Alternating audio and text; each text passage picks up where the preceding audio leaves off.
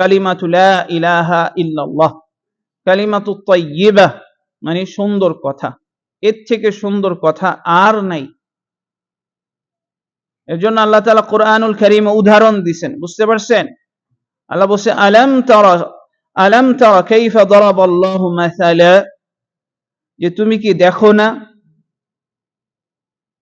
যে আল্লাহ কিভাবে একটি উদাহরণ দিয়েছেন।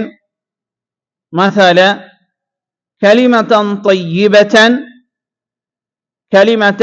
তাইয়্যিবাতান একটি পবিত্র কথা, পবিত্র বাক্য, কালিমা তাইয়্যিবা।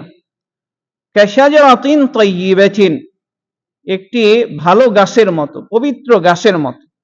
কাশাজারাতিন তাইয়্যিবাতিন আসলুহা সাবিতুন, যা যেই গাছের মূলটা হচ্ছে আপনার সুদৃঢ়ভাবে প্রতিষ্ঠিত।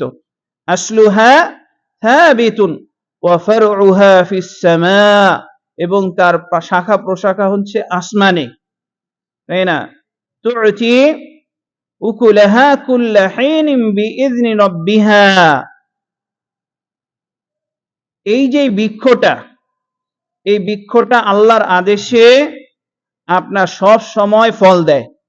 তুতি উকুলাহা কুল্লা হিনিন বিইذনি রাব্বিহা ওয়া ইয়াদরিবুল্লাহুল আমসালা লিন-নাসি লাআল্লাহুম ইয়াতাযাক্কারুন, যে আল্লাহ তাআলা এইরকম উদাহরণ দেন যেন মানুষ বুঝতে পারে, উপলব্ধি করতে পারে।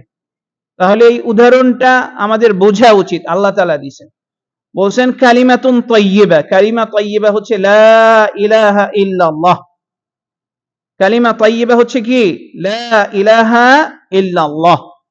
আল কাশাজারাতিন তাইয়্যিবাতিন, এবং পবিত্র বৃক্ষ, এটা হচ্ছে তাওহীদ। পবিত্র বৃক্ষ হচ্ছে কি? আত-তাওহীদ আর-রাসিখু ফি কলবিল মুমিন, মুমিনের অন্তরে যে তাওহীদ আছে এটা একটা বৃক্ষ। সকলের অন্তরের মধ্যে যে তাওহীদ আছে এটা একটা বৃক্ষ, এটা একটা বৃক্ষের মতো, পবিত্র বৃক্ষের মতো। তো এটা হচ্ছে কি? আসলুহা সাবিতুন, যে যার মূলটা হচ্ছে স্থির, একেবারে সুপ্রতিষ্ঠিত, বুঝতে পারছেন?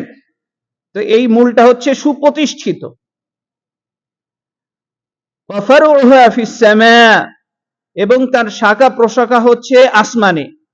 মানে আপনি তাওহীদের মাধ্যমে আপনার মধ্যে ঈমান স্থির থাকার কারণে, তাওহীদ স্থির থাকার কারণে আপনি যে আমলগুলা করেন, ৫ ওয়াক্ত নামাজ পড়েন, রোজা রাখেন, হজ করেন, যাকাত দেন, সব সময় আল্লাহর আনুগত্যের মধ্যে